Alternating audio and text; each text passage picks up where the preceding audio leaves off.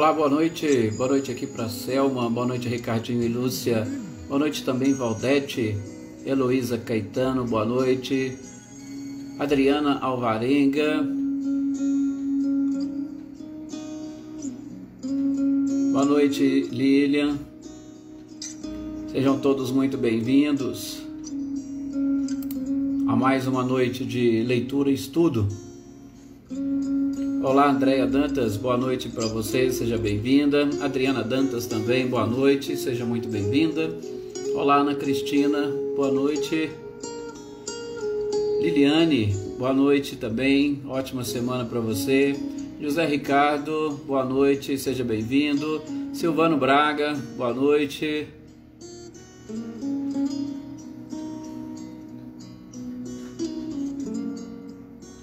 Luísa Nalim, seja bem-vinda.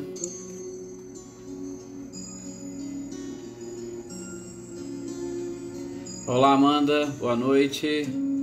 Boa noite aí para você, toda a família. Robson, Stênio, sua mãe Elaine. Elaine Oliveira, boa noite.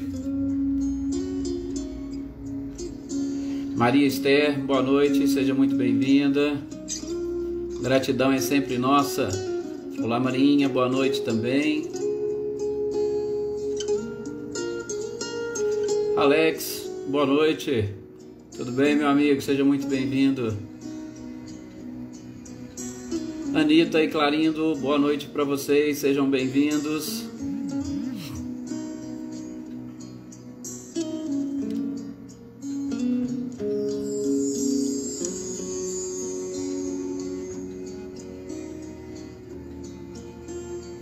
Marilza, boa noite, seja bem-vinda.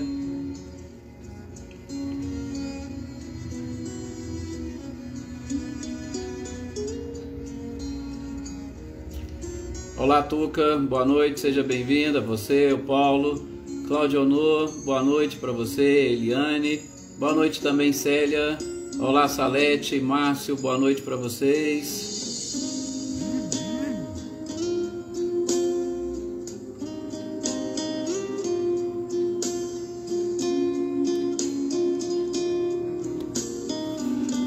Está na nossa hora, vamos fazer a nossa prece para nós iniciarmos as nossas reflexões da noite.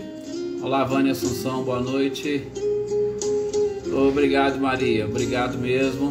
Graças a Deus e às orações de todos vocês, estamos aqui firmes e fortes. Olá, Joana Camargo, boa noite. Luísa Silva, boa noite, seja bem-vinda. Olá, Marcileia, Luciano, Guilherme, boa noite, Adair. Vocês chegando aqui. Nós vamos fazer a nossa prece, pedindo a permissão a Jesus para nós iniciarmos esse nosso momento de oração e de reflexão, com muita paz, com muita tranquilidade, com muita harmonia e, sobretudo, com bastante fé. Nós precisamos desenvolver cada vez mais em nós a fé. Olá, Sr. Antônio, boa noite, seja bem-vindo. Boa noite também, Jossanã, seja bem-vinda. Então, que nós possamos, pedindo permissão a Jesus, para iniciarmos esse nosso momento de oração e de reflexão, e que cada um consiga se sintonizar com o seu anjo da guarda, com os espíritos amigos, aqueles espíritos que cada um de vocês já tem o costume, seja pela religião que cada um pratica, a crença que cada um possui, o santo da sua devoção, os espíritos responsáveis pelas casas espíritas que vocês frequentam.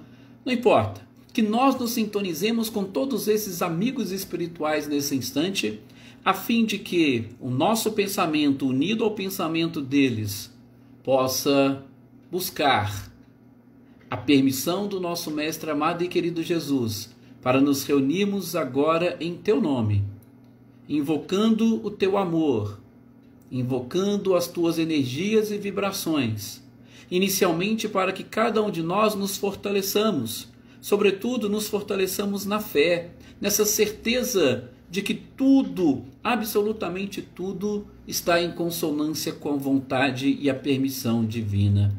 E sobretudo, para que nós possamos e consigamos assimilar, apreender todas as lições necessárias, sobretudo aquelas advindas desses momentos, desses obstáculos e das vicissitudes. E assim, mais fortalecidos, que nós possamos distribuir toda esta paz e este amor que nós estamos sentindo, inicialmente para as pessoas que comungam conosco no nosso próprio lar, e ampliando para os nossos amigos, os nossos colegas, os vizinhos, enfim, para a humanidade inteira. É assim que funciona a própria vida, meus irmãos. Todos nós somos uma individualidade, mas somos também parte de um todo. E este todo somente será feliz, este todo somente viverá em paz a partir do momento que nós, como partes, estivermos também vivendo em paz. Cada um fazendo aquilo que lhe compete na obra da criação, buscando a sua própria paz e a sua felicidade, estaremos contribuindo e construindo uma felicidade e uma paz universal. Que os ensinamentos, as informações, as lembranças que nós teremos na noite de hoje ajude-nos a fortalecer ainda mais o nosso conhecimento e que nós estejamos preparados para colocar em prática. E assim, vamos identificar, nesse processo de colocação em prática dos conhecimentos, vamos identificar a sabedoria, típico dos espíritos que estão na segunda ordem da escala espírita. Evolução é o que nós buscamos. E que assim seja, e que todos experimentem essa paz e este amor. Graças a Deus. Obrigado aqui, Marcileia, a todos os seus compartilhamentos. Renata Cristiane, Renata Gomes. Boa noite, senhor Antônio e Isabela e toda a família. Alisson Luz, Ercília, boa noite. Rick Sanches, Ricardo e Eliane Uzai. Bom, Adaí, vou pedir até o pessoal para dar uma olhadinha se tá geral ou se é só você, que para mim parece que tá normal, mas qualquer coisa a gente vai identificando. Lisete, Renato Leite, boa noite Eveline, Isabela e Gabi, boa noite também Leopoldina, olá Maria das Graças, boa noite também Kelly Souza, Maria Helena, Emerson Luiz, olá Lucélia, boa noite, Marília, Flávio, boa noite, seja bem-vindo, olá Rosilene, boa noite também para você, seja muito bem-vindo, bem-vinda, Adriana Valério, boa noite, Wagner, boa noite, seja bem-vindo, olá Emerson, o Flávio disse que está tudo ok lá, o São Antônio também, Rio Claro está normal, São José do Rio Preto também está normal, a Marilza também afirmou aqui que está tudo normal. Então nós vamos identificando aí, qualquer coisa a gente vai acertando aqui ou a gente dá uma paradinha, mas se tiver algum problema daí depois a gente passa para você o estudo normal.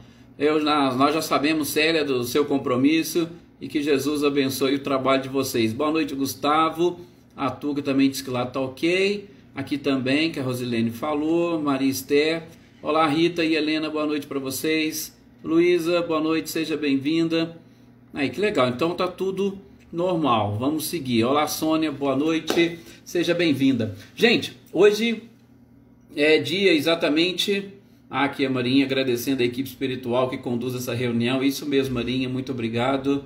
Isso mesmo. Olá, Cláudia, boa noite, seja bem-vinda. Hoje é dia de nós darmos sequência ao Evangelho segundo o Espiritismo.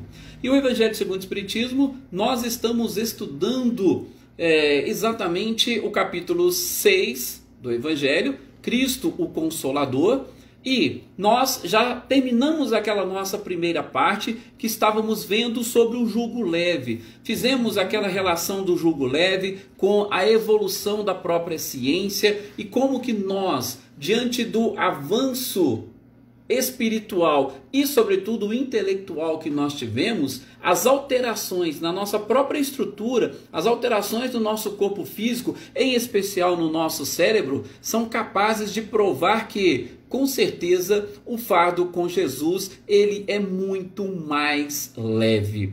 Passemos agora a analisar o outro título do capítulo, que é exatamente o Consolador Prometido, tá? Que inclusive deu título ao próprio capítulo e é extraído daquela importantíssima e muito comentada passagem de João, lá no capítulo 14, versículo 15 até o 17, depois tem um trechinho no 26 que o codificador nos traz, ok? Então a gente já vai passar a essa análise. Boa noite aqui para a Dona Luzia, obrigado Dona Luzia, boa noite também para o Célio Melo, para a Rosilda.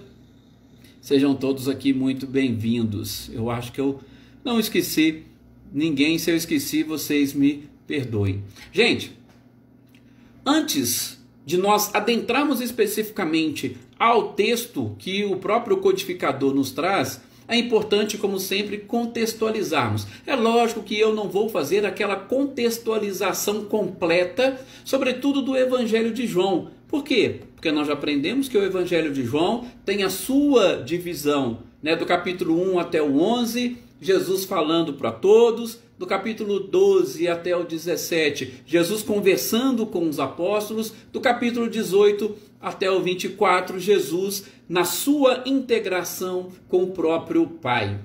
Então, na primeira parte, como lembrando, né, daquela comparação, da analogia que o Wagner Paixão faz, nós todos juntos e misturados, quando nós estamos ali naquela primeira fase, exatamente sendo peneirados para saber, aquela fase da curiosidade, olha, será que Jesus realmente ele é este Messias prometido? Será que Jesus, com todos os seus exemplos, com todos os seus ensinamentos, ele é o caminho, verdade e vida? Será que, ou seja, é a primeira fase da curiosidade onde todos, juntos e misturados, estamos ali tendo a oportunidade de receber os esclarecimentos. Na segunda fase, são aqueles que ultrapassaram um pouco aquela fase da curiosidade, chegaram a iniciar o despertamento. Opa, esses ensinamentos do Cristo, ele tem alguma coisa assim. Eu acho que nós estamos começando a caminhar e nós estamos conseguindo entender. Então nós passamos para a segunda fase, nós passamos para o segundo pátio do Templo de Jerusalém, onde, na condição de sacerdotes ou de amigos mais íntimos do Cristo, estamos preparados para receber, para entender, para compreender os seus ensinamentos. E aí, depois de nós superarmos essa fase, e aí lá na frente, quando já estivermos craques, treinados a praticar o Evangelho, nós vamos assumir a condição de sumos sacerdotes. Aí nós vamos ser verdadeiros Cristos e a nossa comunhão com o Pai vai ser plena, vai ser perfeita. Então, o capítulo 12 até o 17, ele é exatamente essa parte que João traz. Jesus, confiando ali nos seus amigos, ele vai passar a trazer esclarecimentos específicos para exatamente aqueles que estavam aptos e preparados, iniciaram seu despertamento para assimilar de uma forma mais ampla os ensinamentos do Cristo. Boa noite, Cecília, seja bem-vindo. Você, Reinaldo, olá, Paulo Iter, boa noite. Claudionor colocou aqui, ficamos órfãos naquele período de provas que você passou. Obrigado, Claudionor. Ficamos órfãos não, foi aquele período que todos vocês tiveram para pensar, para refletir, para analisar, para estudar sozinhos, né? E nós estávamos juntos, nós estávamos conectados de alguma forma, tá? Mas com certeza a gente sentimos muita falta de tudo isso. Então, nós não vamos fazer essa contextualização completa. A gente vai fazer contextualização desse capítulo 14, tá? Por quê? Porque o capítulo 14, inclusive na tradução do Haroldo, ele recebe o título Caminho, Verdade e Vida. É um capítulo de extrema importância e de uma interpretação fantástica para todos nós. O capítulo 14, gente, para vocês terem uma ideia do Evangelho de João, tá? Por quê? Porque Kardec extraiu esse trecho do capítulo 14 de João. O capítulo 14 de João, ele inicia falando, Jesus falando, que na casa do meu Pai há muitas moradas, e por isso que todos os seus amigos permanecessem em paz, né? Todos vocês conhecem. Não se turbe o vosso coração. Na casa do meu Pai há muitas moradas. E aí Jesus faz o quê? Ele disse a eles, olha, eu estou indo na frente e vou lhes preparar um lugar. E depois vocês me seguirão. Olha que interessante, né? Você está ali justamente com Cristo, que nós vamos ver, né? Mais à frente, quando Jesus fala, pedirei ao Pai e Ele vos enviará um outro paráclito, significa, já adiantando, que Jesus era um, Ele vai enviar um outro. Jesus era um Cristo que estava advogando a nossa própria causa. Então, nós estávamos ali todos juntos, e tendo a oportunidade de conviver com este paráclito, o próprio Cristo. Então, ele disse, olha, eu agora estou indo, eu preciso ir, vou lhes preparar um lugar, e depois vocês me seguem. E aí, é estranho maneira de dizer, né? Que naquela oportunidade, Tomé, segundo João, ele levanta e diz, mas espera aí, Jesus, nós nem sabemos para onde você vai, como é que nós podemos segui-lo? Olha que pergunta perspicaz, né? Que pergunta inteligente de Tomé. Mas se eu não sei para onde você vai, como que eu posso te seguir? Os próprios apóstolos suscitando determinadas dúvidas para que o Cristo, nesta conversa com eles, deixasse esses importantíssimos ensinamentos para nós. E aí Jesus vira e diz a célebre frase, Tomé, eu sou o caminho e a verdade e a vida, segundo a tradução do próprio Haroldo. Você está preocupado simplesmente por quê? Porque você diz que não sabe para onde eu vou e como você irá me seguir, se você não sabe? Não, mas eu sou o caminho, a verdade e a vida. Ninguém vai ao Pai senão por mim. Ou seja, você obrigatoriamente tem que fazer a mesma trajetória. Você tem que seguir o mesmo caminho que eu estou fazendo. Por isso, eu sou o caminho. Simplesmente me siga. Tenha fé.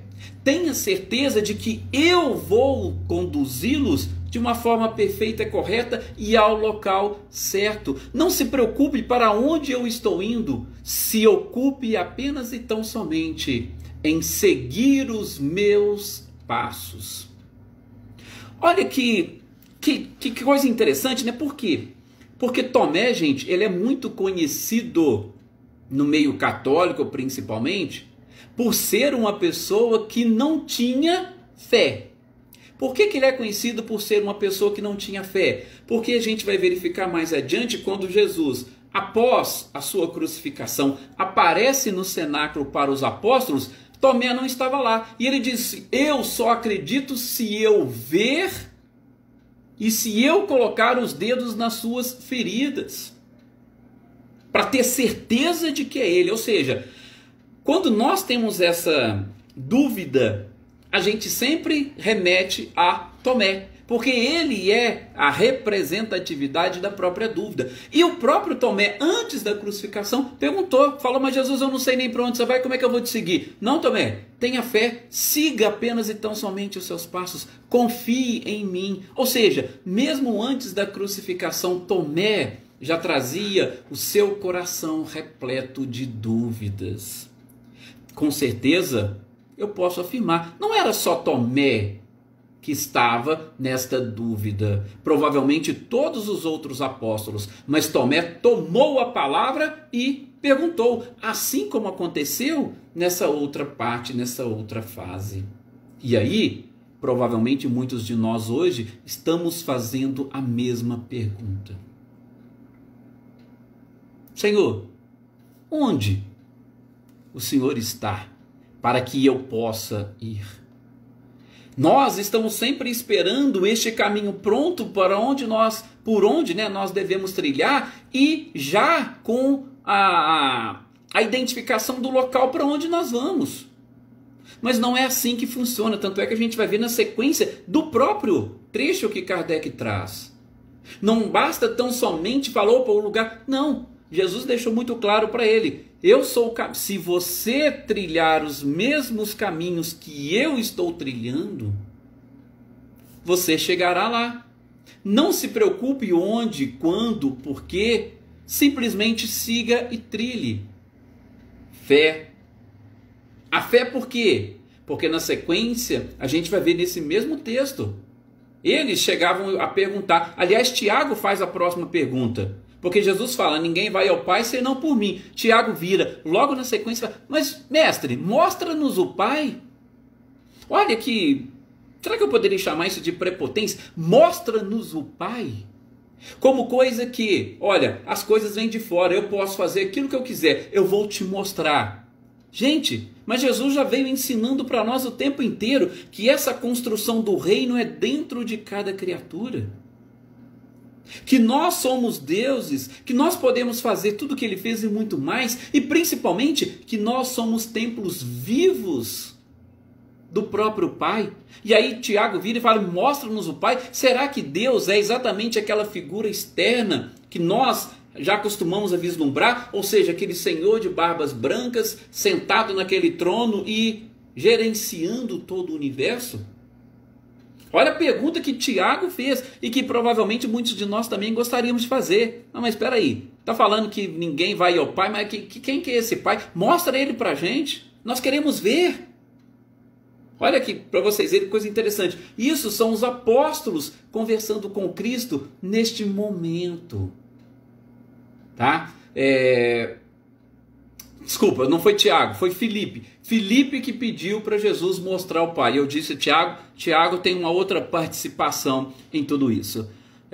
Olá, Luzia Maldi, boa noite, seja muito bem-vinda.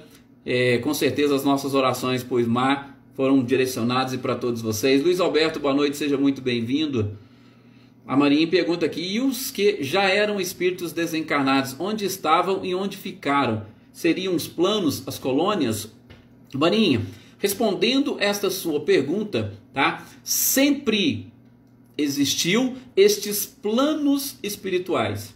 Inclusive, a nossa população naquela época era bem menor e muitos espíritos reencarnavam quase que imediatamente, exatamente pela ausência de um local ou de vários locais para abrigar todos esses seres, todos esses espíritos. Mas eles existiam, numa quantidade menor. Inclusive tem um livro muito interessante, é um livro que causou uma certa polêmica, do João Nunes Maia, que conta a história de Maria de Nazaré. Ele fala que quando Maria estava também preparando para encarnar, ela foi responsável exatamente por esse processo também de saneamento e para a construção de muitos locais que estariam recebendo os espíritos, porque a maioria deles ficavam realmente vagando aqui no próprio planeta. Então, foi um processo, assim como a gente viu do descobrimento de todo o planeta, né? Nós tínhamos uma população restringida a uma determinada área. Lógico que nos planos espirituais dessas áreas nós tínhamos também esses locais de abrigo desses irmãos, nunca ficaram desamparados, mas com a chegada do Cristo, ou melhor, antes da chegada do Cristo, nesse processo de saneamento do planeta, muitas colônias foram sendo construídas, assim como várias outras estão sendo também construídas para abrigar toda esta população, que, como vocês sabem, a cada dia que passa, ela aumenta. Lógico, nós vamos chegar num patamar onde ela vai parar de crescer e vai diminuir, até mesmo porque nós estamos num processo de regeneração, e nessa regeneração, sabe-se que apenas e tão somente aqueles espíritos que tiverem esse desejo de praticar o bem continuarão seguindo, os outros não. Então, nós vamos reduzir, talvez drasticamente, a população do nosso planeta, mas ela vem aumentando com o tempo e é lógico, todos os lugares vão sendo preparados aos poucos, tá? Então existiam sim em menor quantidade, e nesse livro Maria de Nazaré, de João Nunes Maia, que a editora demorou vários anos para poder publicá-lo, ela conta direitinho um pouco desse trabalho de saneamento e principalmente construção de locais adequados para receber estes espíritos, ok? Boa noite também para Luciene Naves, seja muito bem-vinda. Olá, Edna e Luciano, boa noite também para vocês. Elisete, Leívia, Vânia Maria, sejam todos muito bem-vindos. Bom, seguindo, depois que Filipe faz essa pergunta, Jesus fala, mas peraí, eu estou caminhando com vocês e até hoje vocês não conseguiram ver o Pai? Basta olhar para mim que vocês vão ter uma ideia do que seja o Pai. Eu represento o Pai aqui na terra. Assim como eu estou nele, ele está em mim. Olha assim, lógico, né, que João escreveu o seu evangelho não para o corpo humano, para o corpo físico. João escreveu o seu evangelho para o espírito. Então são palavras dotadas de uma espiritualidade tremenda, tá? De uma espiritualidade bem avançada. E Marinho, espero que você tenha conseguido entender. Qualquer coisa depois a gente conversa mais e melhor sobre este assunto. O nome do livro do João Nunes Maia, Flávio, é Maria de Nazaré. O título é este mesmo, tá? Inclusive eu já tive a oportunidade de alguns anos atrás fazer uma exposição sobre Maria. Eu baseei muito neste livro. Repito, apesar dele ser um pouco polêmico, porque demoraram inclusive a publicar, e ele traz informações que extrapolam aquilo que consta na própria Bíblia, tá? Aquilo que consta nos evangelhos. Mas eu achei um livro bem interessante e não vi nenhum tipo de demérito naquilo. Eu gosto de ler, assim como Kardec diz, eu leio quase de tudo e ali a gente vai extraindo as coisas mais interessantes e mais importantes, e sobretudo aquilo que se casa com a lógica que o próprio bom senso encarnado nos recomenda, tá?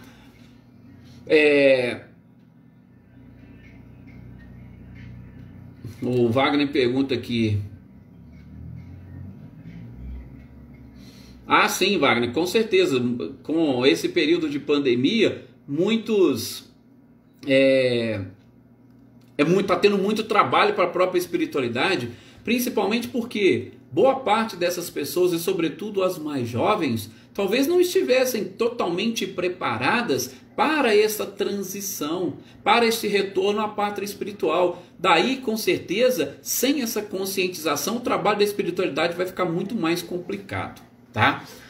Bom, seguindo aqui, nessa pergunta de Filipe, então, Jesus fala, olha, vocês não estão vendo tudo aquilo que eu estou fazendo, pelo menos pelas minhas obras, vocês são capazes de identificar. Veja, Jesus, gente, nesta parte do Evangelho de João, especificamente nesse capítulo 14, Jesus não estava falando para outras pessoas, Jesus estava falando para os seus amigos. Ou, analisando mais uma vez essa analogia do Evangelho de João, Jesus estaria falando para os sacerdotes. Quem que eram os sacerdotes que poderiam entrar naquela parte dos santos no templo? Eram exatamente aquelas pessoas que tinham já um conhecimento, tinham um estudo. Aliás, eles interpretavam as Escrituras. Nós que estamos agora aqui reunidos, repito, independentemente da religião que cada um possua, vocês estão nessa condição de sacerdotes. Ora, tudo bem, não se preocupem. Tem uns que estão na condição de sacerdotes que estão chegando agora. Já tem outros que já têm um tempo, estão ali, vamos dizer, no meio do caminho. Já tem outros sacerdotes que talvez esteja mais lá na frente, quase virando, lógico, não um sumo sacerdote porque vai demorar, mas quase virando o chefe dos sacerdotes. Então, existem inúmeras gradações de evolução entre esses amigos. Então, todos nós que aqui estamos temos condições de avançar um pouquinho mais nessas interpretações e entender o que Jesus está querendo dizer.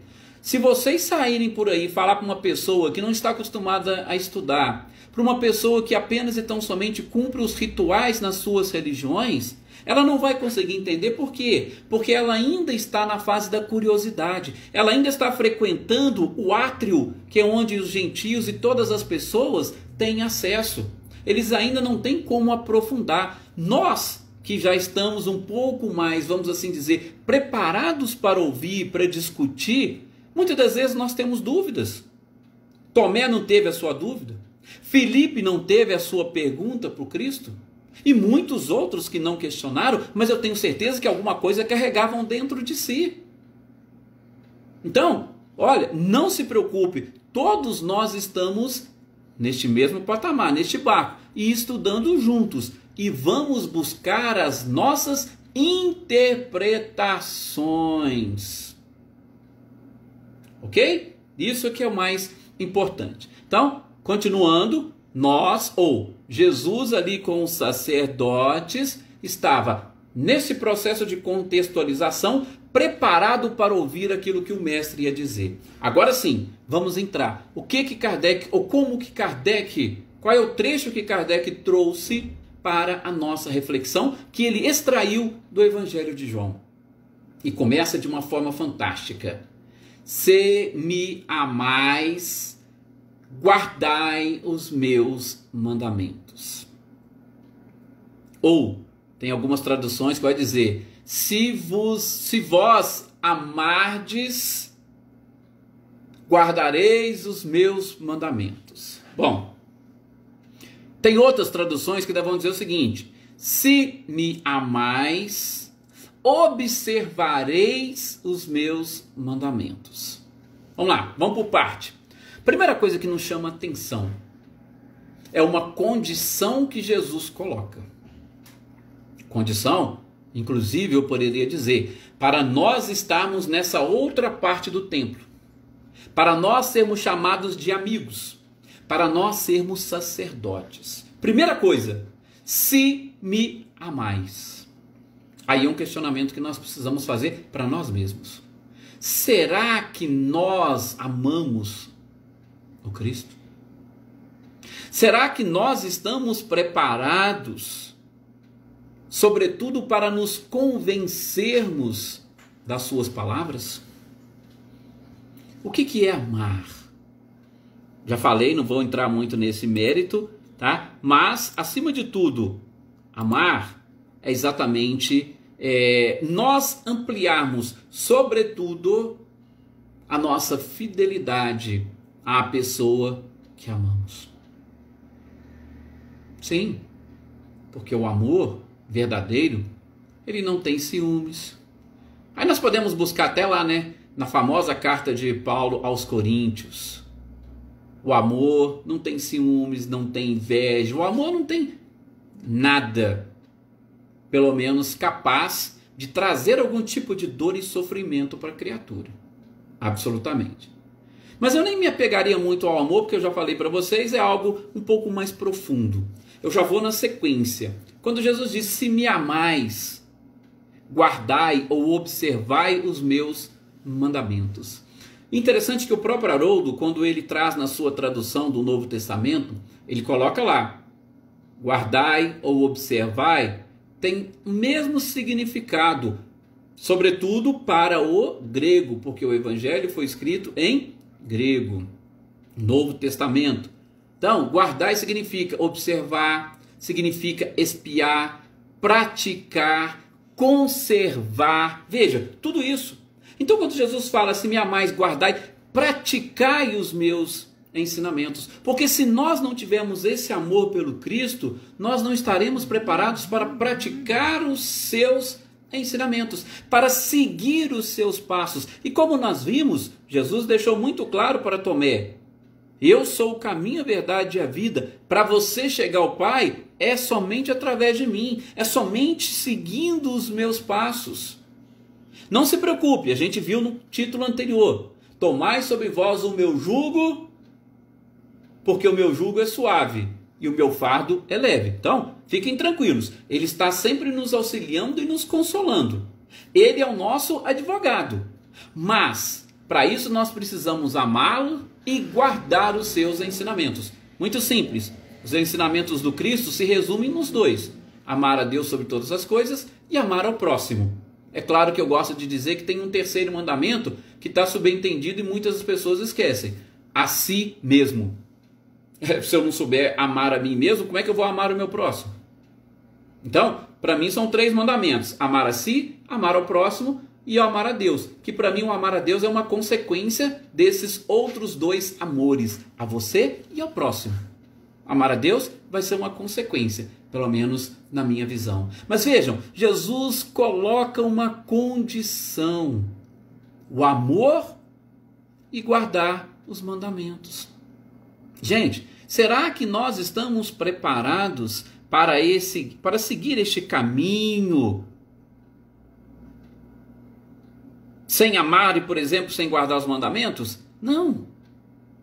Convencionalismos, ritualismos, isso não quer dizer nada. Nós temos que amar é com os sentimentos, nós temos que guardar os mandamentos é com a aplicação, com a prática. Então, não basta você dizer que, não, eu amo, eu acredito em Deus, eu amo. Não, você tem que cumprir. E este cumprimento, gente, é algo muito delicado. Por quê? Porque ele vai depender de um sacrifício de nós mesmos. Né? O Wagner ainda coloca aí uma palavrinha que a gente gosta sempre de usar: a questão da hipocrisia. A hipocrisia é algo muito delicado. E vou dizer para vocês, nós, na condição que nós estamos, gente, nós temos muito o que aprender. Então, por isso, peço sempre: não julguem os outros. Nós não estamos preparados para julgar os outros. Nós devemos julgar a nós mesmos. Por quê? Porque quando eu passo a me julgar, ou em especial quando eu passo a me amar, lógico que vai ficar muito mais fácil eu amar o outro. Então, eu tenho que esquecer o outro. Eu tenho que me amar, para eu saber o que efetivamente é amor. Aí depois sim, eu vou analisar o outro. Mas aí eu vou te dizer, quando você se ama, você não se preocupa em julgar o outro, em julgar o comportamento do outro. Por quê? Porque isso vai te incomodar, e se está te incomodando, você não está se amando. Se está gerando um desconforto para você o comportamento do outro, isso não é amor. Por isso que Jesus nos ensinou, e ele em hipótese alguma nos julgava. A gente tem feito o nosso programa Momento Espírita, comentando o Augusto Cury. Ele mesmo disse isso, né, numa dessas frases, desses comentários. Jesus foi traído ali por amigos íntimos, podemos dizer Pedro e Judas em especial, mas em momento algum Jesus julgou os dois. Jesus poderia ter falado qualquer coisa, mas Jesus tratou-os como irmãos ainda frágeis. Como diz ele, são ovelhas que ainda não estão preparadas para seguir o pastor. Ele os entendia e compreendia. E isso, gente, é indulgência. Mas Jesus se amava. Então ele não se incomodava com esse comportamento. Por isso, é claro, fica muito mais fácil para você praticar o perdão. Se é que você pode falar em perdão. Quando você compreende o outro, você não se preocupa, não tem que perdoar, porque esse é o nível dele. Isso é o que ele pode apresentar, mais nada. Então, uma coisa vai se casando com a outra, tá? Então, essa primeira parte, tá, que o próprio Cristo trouxe, é uma condição para que a gente consiga entender e compreender. Eu estou aqui até aprofundando realmente, por quê? Porque nós aqui todos estamos naquela condição de sacerdotes. Nós já saímos do átrio e fomos para a segunda parte interna do centro, do templo. Então, por favor, lógico, cada um num nível diferente, sim, mas todos nós já estamos preparados para ouvir isso. Olá, José Luiz Spinelli, boa noite, seja muito bem-vindo. Tá? E, gente, muito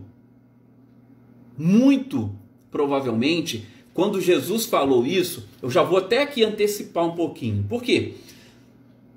Kardec solta, ou ele traz esse trecho, ele vai dizer o seguinte: se me amardes, guardai os meus mandamentos, e eu pedirei ao Pai, e ele vos enviará um Consolador. Eu vou aqui, por conta do nosso tempo, já está encerrando, só fazer a introdução para o tema da próxima segunda-feira. Olha, eu tenho certeza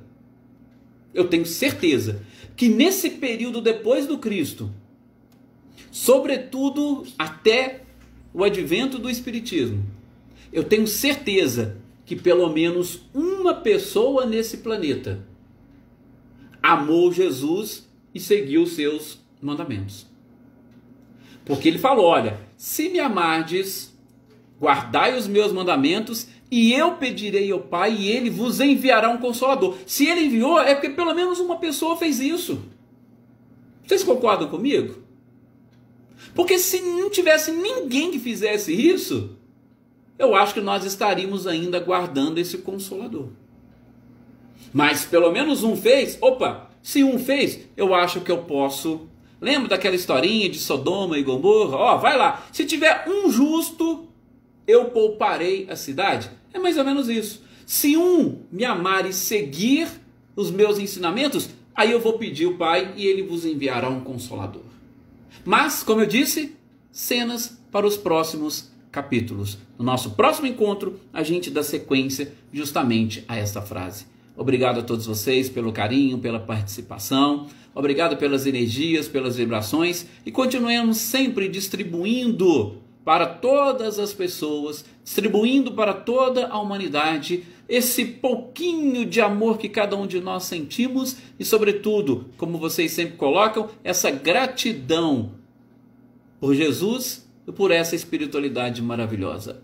Muito obrigado, muita paz e uma excelente noite para vocês.